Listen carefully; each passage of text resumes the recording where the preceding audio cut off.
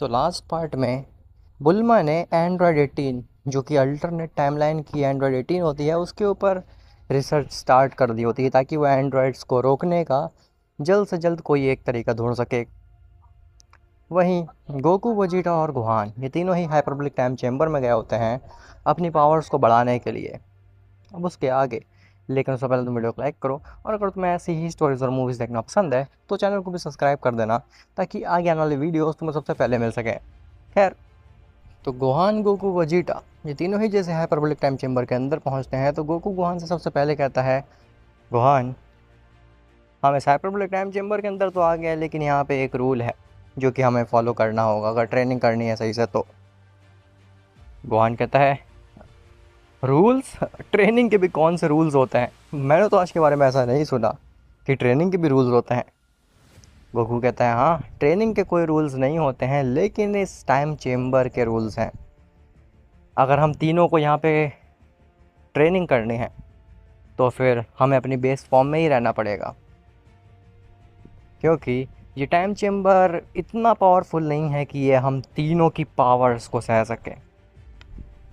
इसलिए ध्यान रखना गोहान कि तुम्हारा कितना ही मन क्यों ना करे किसी ट्रांसफॉर्मेशन में ट्रांसफॉर्म होने का, तुम्हें नहीं होना है। समझ में आई मेरी बात? और वैसे भी अगर हम बेस फॉर्म में रह करके ट्रेनिंग करेंगे तो ही हमें अपने खामियों के बारे में पता चलेगा और हम अपनी खामियों को सुधार सकते हैं। गोहान कहता है, हाँ हाँ, समझ गया मैं आपकी बात को। मैं अपनी ट्रांसफॉर्मेशन में ट्रांसफॉर्म नहीं होने वाला। क्या हम अपनी ट्रेनिंग स्टार्ट कर सकते हैं? मेरा बहुत मन है आपसे फ़ाइट करने का। मैं देखना चाहता हूँ आखिर इस टाइमलाइन के फादर क्या उतने ही स्ट्रांग हैं जितने मेरे टाइमलाइन के थे। वजीटा कहता है, गोहान, तुम्हारे पास में सिर्फ एक ही हाथ है तो मैं तुम्हारी हेल्प करूँगा। मैं तुम्हारे साथ मिल करके इस कैकारोट से फ़ाइट करूँगा। गोहान कहता है, नहीं, मैं चाहता हूँ कि मैं अकेले ही आप दोनों से फ़ाइट करूँ। तो मुझे कोई नीड नहीं है आपकी, वजीटा। अच्छा ये होगा अगर आप दोनों मिल करके मुझे हराने की कोशिश करें तो। गोकू कहता है, क्या तुम श्योर हो गोहान कि तुम हम दोनों को हैंडल कर सकते हो? तुम्हारा एक हाथ है। गोहान कहता है, आई नो मेरे पास एक हाथ है, लेकिन वो एक हाथ आप दोनों के लिए इनफ है। अब बकवास बंद करते हैं और अपनी ट्रेनिंग स्टार्ट करते हैं। जिसके बाद गोकू और वजीटा गोहान को बिना कोई मौका दिए हुए उसके ऊपर सीधे वार करने लगते हैं, और गोहान भी अपने एक ही हाथ की मदद से दोनों के अटैक्स को रोक रहा होता है। गोहान अपने फुट का काफ़ी अच्छा इस्तेमाल कर रहा होता है। गोहान के पास में एक हाथ नहीं होता है लेकिन स्टिल वो इतने अच्छे से अपने पैरों की मदद से गोकू और वजीटा को हैंडल कर रहा होता है जैसे कि उसे ज़रूरत ही नहीं है हाथ की। गोकू कहता है, वजीटा, अगर हम इस गोहान से हार गए तो फिर लानत है हमारे ऊपर। तभी वजीटा पीछे हट करके एक फाइनल फ्लैश मारता है गोहान के ऊपर, लेकिन गोहान उसे भी डॉज कर जाता है। गोहान स्माइल देता है और कहता है, लगता है मैं कामयाब हो रहा हूँ आप लोगों को मजबूर करने में कि आप अपनी ट्रांसफॉर्मेशन में ट्रांसफॉर्म हो जाएं। और अगर मैंने ऐसा कर लिया तो फिर मैं मान लूँगा कि मैं आपसे स्ट्रांगेस्ट हूँ, एटलीस्ट बेस वेरिएंट में। खैर, गोकू कहता है, वजीटा, ये तुम क्या कर रहे हो? तुमने फाइनल फ्लैश क्यों मारा आखिर गोहान के ऊपर? हमें मार्शल आर्ट स्किल्स देखनी थी उसकी पहले। वजीटा कहता है, हाँ, मुझे माफ़ कर देना, मुझसे देखा नहीं जा रहा था कि मैं एक भी अटैक नहीं मार पा रहा हूँ उसके ऊपर। तभी गोहान कहता है, मेरी बारी। जिसके बाद गोहान काफ़ी तेज़ी से वजीटा की तरफ आता है। गोहान की स्पीड बेस फॉर्म में ही इतनी ज़्यादा थी कि वो लिटरली सुपर सेयन को मैच कर जाए गोकू की। गोहान की स्पीड ना ही वजीटा सेंस कर पाता है और ना ही गोकू। गोहान काफ़ी तेज़ी से आता है और वो एक रोलिंग किक मारता है दोनों के ऊपर। गोहान उनको रोलिंग किक मारने के बाद में एक बैक फ्लिप मार करके अपने पैरों पे खड़ा हो जाता है। गोहान कहता है, मानना पड़ेगा कि अभी भी मेरी स्किल्स अनमैचेबल हैं। दो स्ट्रॉन्गेस्ट सेयन्स मिल करके भी मुझे नहीं रोक पा रहे हैं। तभी गोकू वजीटा दोनों ही खड़े होते हैं। गोकू कहता है, आपने इसे अंडर एस्टिमेट कर दिया वजीटा, ये तो हमारी एक्सपेक्टेशन से ज़्यादा स्ट्रांग निकल रहा है, हमें भी स्टेप अप करना होगा। वजीटा कहता है, हाँ, अभी तो इस फाइट में मज़ा आना स्टार्ट हुआ है काकारोट। जिसके बाद गोकू और वजीटा थोड़ा सा गोहान को सीरियसली लेते हैं और वो अपनी स्पीड को मैक्सिमाइज़ कर देते हैं। अभी तक वो गोहान को हल्के में ले रहे थे और उसके ऊपर लाइट अटैक्स कर रहे थे, स्लो अटैक्स कर रहे थे। लेकिन अब गोकू वजीटा को समझ में आ गया था कि गोहान, फ्यूचर गोहान काफ़ी स्ट्रांग है और उन्हें भी अपने मार्शल आर्ट के पूरे पोटेंशियल का इस्तेमाल करना पड़ेगा। गोकू और वजीटा ये दोबारा से गोहान के ऊपर वार करने की कोशिश करते हैं। इस बार गोहान थोड़ा स्ट्रगल कर रहा होता है गोकू और वजीटा के अटैक को डॉज करने में, लेकिन वो मैनेज कर लेता है। अब गोहान को थोड़ा सा बैकलैश फेस करना पड़ रहा था उसके एक हाथ की वजह से। गोकू और वजीटा इतने अच्छे कोऑर्डिनेशन से वर्क कर रहे होते हैं कि गोहान अपनी किक्स का सही से इस्तेमाल कर ही नहीं पा रहा होता। गोहान जैसे ही किक उठाने की कोशिश करता है और गोकू के अटैक को काउंटर करने की कोशिश करता है, तभी वजीटा का एम गोहान के दूसरे लेग के ऊपर होता है ताकि गोहान इम्बैलेंस होकर के गिर जाए और गोहान वजीटा को काउंटर करने के लिए पीछे हट जाता है। गोहान अब समझ नहीं पा रहा था कि वो गोकू और वजीटा दोनों को ही एक साथ कैसे संभाल सकता है। गोहान कहता है ये चीज़ इम्पॉसिबल है, मैं आप दोनों की कोऑर्डिनेशन को नहीं ब्रेक कर सकता, मेरे पास तो सिर्फ एक ही हाथ है। गोकू कहता है यही तो हमें सबसे स्ट्रॉन्गेस्ट सेन बनाती है गोहान। अभी तो हम तुम्हारे ऊपर इजी हो रहे थे, लेकिन अब हम अपने पूरे कोऑर्डिनेशन से और पोटेंशियल से तुम्हारे ऊपर वार कर रहे हैं। अब देखना है, अब तुम्हारा असली टेस्ट है कि क्या तुम अब हमें डॉज कर पाते हो और हमें डिफीट कर पाते हो या फिर नहीं। गोकू ने ऐसा बोला ही होता है कि तभी वजीटा पीछे से आकर के एक रोलिंग किक मारता है गोहान के ऊपर और गोहान इतना ज़्यादा बिजी होता है गोकू के साथ में बात करने में कि उसका ध्यान ही नहीं जाता वजीटा पे। गोहान ज़मीन में गिर जाता है और वो कहता है ये क्या, आपने तो मेरे ऊपर पीछे से वार किया, यह तो चीटिंग है। गोकू कहता है तुम्हें क्या लगता है कि वो एंड्रॉइड्स तुमसे फेयर फाइट करेंगे? हाँ, ऐसा बिल्कुल भी नहीं है। तुम्हें हर सिचुएशन के लिए रेडी होना पड़ेगा गोहान, तुम्हें अपने आप को स्ट्रांग बनाना पड़ेगा। तुम्हारे पास में एक हाथ नहीं है जिसकी वजह से तुम ऑलरेडी काफ़ी पीछे हो जाते हो, और अगर तुम्हें अपने हाथ की कमी महसूस नहीं करनी है तो फिर तुम्हें थोड़ी और मेहनत करनी पड़ेगी। तुम्हें अपने सेंसेस को बढ़ाना होगा और हर अटैक को काफ़ी जल्दी समझना होगा। ऐसा बोल करके गोकू अपना हाथ आगे बढ़ाता है और गोहान गोकू के हाथ को पकड़ के खड़ा हो जाता है। गोहान कहता है मानना पड़ेगा, आप दोनों की कोऑर्डिनेशन तो एंड्रॉइड्स की कोऑर्डिनेशन से भी ज़्यादा अच्छी है। काश ऐसी कोऑर्डिनेशन मेरे और ट्रंक्स के बीच में होती तो फिर हम अपनी टाइमलाइन को कब का बचा चुके होते। गोकू कहता है क्या अब इसी सब बातों में टाइम वेस्ट करना है या फिर तुम्हें सीखना है कुछ? गोहान कहता है नहीं, मुझे लगता है कि अब मुझे भी स्टेप अप करना होगा और आप लोगों को और भी ज़्यादा सीरियसली लेना होगा। ऐसा बोल करके गोहान रेज करता है तो गोकू को लगता है कि गोहान कहीं सुपर सेयन में ना ट्रांसफॉर्म हो जाए। गोकू कहता है रुक जाओ गोहान, मैंने मना किया है तुमसे, तुम्हें अपने सुपर सेयन में नहीं जाना है। गोहान कहता है आप चिंता मत करिए, मैं अपनी सुपर सेयन फॉर्म में नहीं जा रहा हूँ। गोकू कहता है क्या, लेकिन तुम रेज कर रहे हो और तुम्हारी पावर लेवल्स ऐसे बढ़ रही हैं मानो कि तुम सुपर सेयन में जाने वाले हो। गोहान कहता है नहीं, मैंने अपनी पावर्स को मास्टर कर रखा है, मैं सुपर सेयन और अपनी बेस फॉर्म के बीच में भी काफ़ी स्ट्रांग या वीक हो सकता हूँ। वजीटा कहता है क्या, लेकिन आखिर इसका मतलब क्या है, मैं समझा नहीं। तो गोहान कहता है फॉर एग्ज़ाम्पल अगर वजीटा आपको या फिर फादर आपको अपनी पावर्स को बढ़ाना है तो आप डायरेक्टली अपनी बेस फॉर्म से सुपर सेयन में चले जाएंगे, एम आई राइट? गोकू कहता है हाँ, ऐसे ही तो पावर्स बढ़ाई जाती हैं। गोहान कहता है लेकिन मैं ऐसा नहीं करता, मैं सिचुएशन के हिसाब से अपनी बेस फॉर्म और सुपर सेयन के बीच की पावर्स में भी स्विच कर सकता हूँ। मैं 99% ऑफ माई बेस पावर का भी इस्तेमाल कर सकता हूँ और 0% ऑफ माई बेस पावर का भी। गोकू कहता है क्या ये चीज़ पॉसिबल है? क्या तुम लाइक लिटरली सुपर सैयन से थोड़ा नीचे रह करके फाइट कर सकते हो?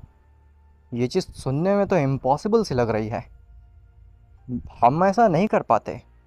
गुहान कहता है, जैसा कि मैंने बताया कि मैं 24 घंटे सुपर सैयन में ही रहता था, तो फिर मेरे पास ये पावर्स आ गई हैं। मैं सिचुएशन के हिसाब से अपनी पावर्स को रेगुलेट कर सकता हूँ, आपकी तरह नहीं कि अगर मुझे कमज़ोर फील हो रहा है तो सुपर सैयन में ही ट्रांसफॉर्म हो जाऊँ। वजीटा कहता है, बस भी करो गुहान, तुम हमें कितना नीचा दिखाओगे? मुझे तो अभी से लगने लगा है कि मैं कुछ भी नहीं हूँ तुम्हारे सामने। गुहान कहता है, बस बहुत हो गया, अब दोबारा से मेरी तरफ आइए और मुझ पे वार करके देखिए। ऐसा बोल करके गुहान एक परफेक्ट स्टांस ले लेता है गोकू और वजीटा के अगेंस्ट। खैर, वहीं कैप्सूल कॉर्प में बुल्मा को जितने भी टूल्स रिक्वायर्ड होते हैं वो अपनी दूसरी लेबोरेटरी से ले आती है एंड्रॉयड 18 के पास में। लेकिन बुल्मा जैसे ही एंड्रॉयड 18 की लैब में पहुंचती है, जहां पे उसने एंड्रॉयड 18 को रखा होता है, तो उसे वहां पे एंड्रॉयड 18 नहीं दिखती। बुल्मा के हाथ से सारे टूल्स गिर जाते हैं। बुल्मा कहती है, हाँ 18, आखिर वो कहाँ चली गई? गोकू, वजीटा, ट्रंक्स, गोटेन, क्या तुम में से कोई है यहाँ पे? क्या तुम लोग मेरे साथ मजाक कर रहे हो? अगर ये मजाक है तो ये बहुत ही बेहुदा मजाक है। प्लीज़ ऐसा मत करो, मुझे डर लग रहा है। 18 को मेरे सामने लेकर के आओ, टाइम वेस्ट हो रहा है। मुझे उन एंड्रॉयड्स के लिए एक एंटीडोट तैयार करना है ताकि उनको ख़त्म किया जा सके। तभी बुल्मा के पीछे से आवाज़ आती है, क्या तुम्हें सच में लगता है कि मैं तुम्हें ऐसा करने दूंगी? जब पीछे बुल्मा मुड़ती है तो पीछे एंड्रॉयड 18 खड़ी होती है। बुल्मा कहती है, क्या क्या तुम जिंदा हो? तभी बुल्मा अपनी पॉकेट से एक गन निकालती है जो कि उसने छुपा करके रखी होती है और उससे एंड्रॉयड 18 पे शूट करती है। लेकिन 18 को उससे कुछ भी फ़र्क नहीं पड़ता। बुल्मा कहती है, लेकिन तुम मर गई थी, तुम जिंदा कैसे हो? 18 कहती है, क्या तुम्हें वाकई में लगता है कि मैं, जो कि एक पूरी टाइमलाइन डिस्ट्रॉय करके आई हूँ, वो केवल एक मामूली से वार से मर जाने वाली हूँ? तो ये तुम्हारी गलत फहमी है, ये चीज़ बिल्कुल भी रियल नहीं है। बुल्मा कहती है, लेकिन तुम्हारी बॉडी हाफ में कट गई थी, तुम्हारे सारे कनेक्शंस डिस्ट्रॉय हो जाने चाहिए थे, लेकिन तुम खड़ी कैसे हो अभी भी? ये चीज़ मेरी टेक्नोलॉजी के विपरीत है। मुझे नहीं समझ में आ रहा है कि तुम अलाइव कैसे हो अभी भी, तुम्हारे अंदर कॉन्शियसनेस कैसे है जबकि तुम्हारे बॉडी पार्ट्स कट गए थे बीच से। एंड्रॉयड 18 कहती है, ऑल थैंक्स टू ओमनीड्रॉयड, वो हमारे ओमनीपोटेंट एंड्रॉयड हैं और उन्होंने ही मुझे और बाकी एंड्रॉयड्स को इतना कैपेबल बनाया है कि हम अपने टूटे हुए पार्ट्स को या फिर टूटे हुए चीज़ों को रिपेयर कर सकते हैं, वो भी कुछ समय में। It's like a healing factor. जैसे शिंजो बीन काम करती है ह्यूमंस के लिए या फिर सेयंस के लिए, उसी प्रकार से हमने भी अपने अंदर एक स्किल डेवलप की है जिससे कि हमें कितना भी काट लो, कितना ही डिस्ट्रॉय कर दो, हम एक पार्ट से अपनी पूरी बॉडी को रीजनरेट कर लेंगे। खैर, बहुत बात हो गई, अब तुम्हारा समय ख़त्म हो गया है बुल्मा। क्या तुम्हारी कोई आखिरी विश है?